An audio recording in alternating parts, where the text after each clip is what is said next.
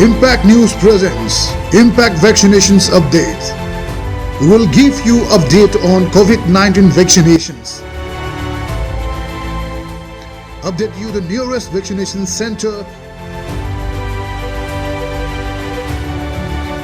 and other informations on vaccination. By Impact News reporter Ketumayum Premchan and camera persons L. Kavichandra. Impact Vaccinations Update. Ma'am खुरमजरी अदुगमरी impact news ने impact vaccination update द कितुमयम प्रेमचान ma'am बता नोचरी Manipur vaccine कापगी हाइबदी कोविड-19 वैक्सीन कापगी सांग असि नोंमुगी असम हेंकलकली अहानबद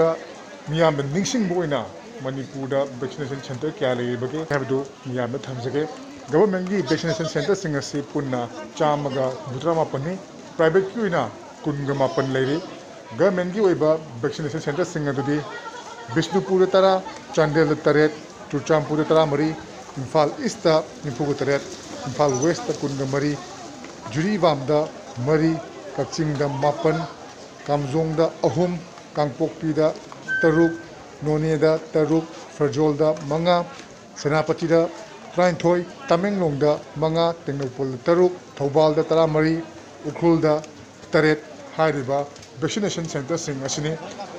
अदुमपु ममांग काप मतमदा चिंगरंबा वैक्सीन काप लाप मी मसिंग हंथरंबा दु होजिति मी कयामा लाक्तुना वैक्सीन काफमदा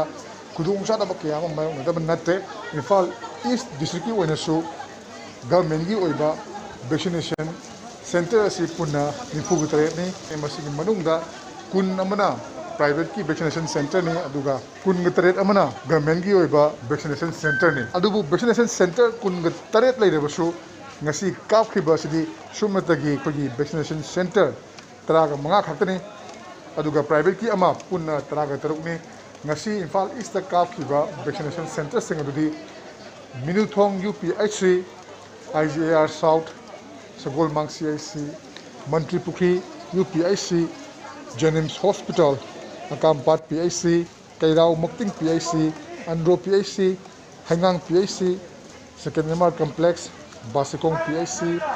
खेत्रीगांव UPHC सोमुंग PHC यामबेम PHC अमदी आइन होजुजिक लेजरिबा संगाईपाट urban primary health centre असने होजुजिमक मियाम उविदिबा कगी संगाईपाट urban primary health centre दा वैक्सीन कापलाग मियाम असे दुकी मतिक यामख्रे मफम असगी अकोइबदा लेबा मियाम असु वॉलंटियर सिंगसु अदुकी मतिक थवाई याउना वैक्सीन काप असुबु असोय ngam याउदना बकन खोनरी मई हराउगी नते अखोय तौजरीसे लैनागिनी मयामगे अखोय सरकारना थंबे SOP दो अदुदो अखोय मेंटेन तौरगा चत्तेबा नत्रगदी हिदा काप लापदगी लैना थंदोय केसो हाइनिङाय लेते अदुमपु अहल ओइरबा कया अमा वैक्सीन काप फंगनबा अयुक्तगी ngainarapuduna matam sang ngaiba amadi vaccine काप नंगौनबा होचनरप मतमदा social distancing amadi physical distancing ngaktabagi mamisu chawngtari masalesu lengakna yeng changbagi tangai fadaba leri lena hariba vaccination center sira tariba ko doctor in charge nasu ofam kayama thamlake होइना यामना तो मतेंग अमा पांगबी को volunteer ma'am हमसु थोपिरक्तुना ma'am एमसिना मतेंग पांगे दुगा दुना मरम ओइदुनासु ngasi फावबदा कोइ जे success ओइबा ngaमिनिको SOP दम फन्याम ngakनबदी होनाजाबनिको अदो दम ngakति ngakपने फदना दो मीटिंग पे यामना हेमलकपदगी हाबदी मीटिंग पे मी पाइबे जाम हेंगलेबा हानदी वैक्सीन एन किरमबदो हजि कोविड तगी कोविड हेन किरेमी वैक्सीन काके लोई थोगलेबको अदुना अखोइदजु याम ओवरलोड ओइबदो अदुना हैंडल तोबदी याम वादी वारे तोंगान डिस्ट्रिक्ट सिंगसु ngasi वैक्सीन कापगी पाउ लाकली अदुबु लेमहौरिबा वैक्सीन कापतना लेरिबा वैक्सीनेशन सेंटर सिंगसिसु अथु मतमदा होहंदुना मियामना वैक्सीन काप पामबगी थोगलिबा असिदा कुदों चाहनबगी तंगाई फदबा म लेरि होजिमक मणिपुरदा लेरिबा वैक्सीन असिना मणिपुर की मियाम असी कोनरगद्रा हाइबी वहां अमल लाकली लोरेना वैक्सीनेशन सेंटर लोरेना वैक्सीनेशन सेंटर मसिंग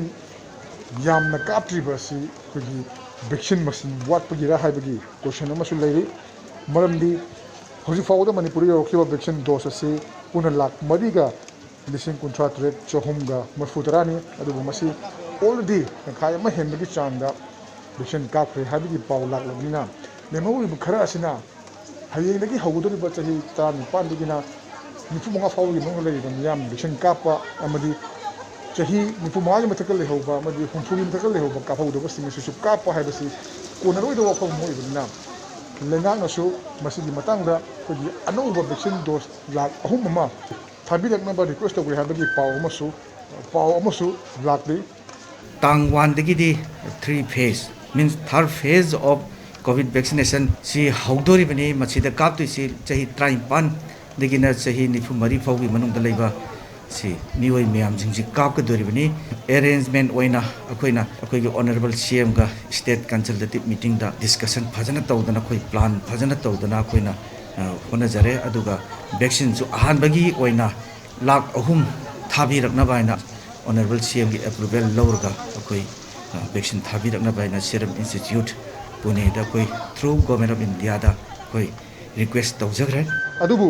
वैक्सीन कापगी थबकता मी याना चिनबा अमदी कुइना अहल लोरिबा कयाना ngaइबा सि कोंगनबगी दमकता लेमहौरिबा होजि स्टेट लैरिबा वैक्सीन असि कापथोकनबा कोई मफम मरांग कायना हाइबदि लैरिबा सेंटरसिंग वैक्सीनेशन सेंटरसिंग असि अथु मतम एक्टिवेट तहलगा मखोइसु वैक्सीन कापथोकहनबगी तंगाइ फदबा लैरि लोनेना स्टेट की ओइबा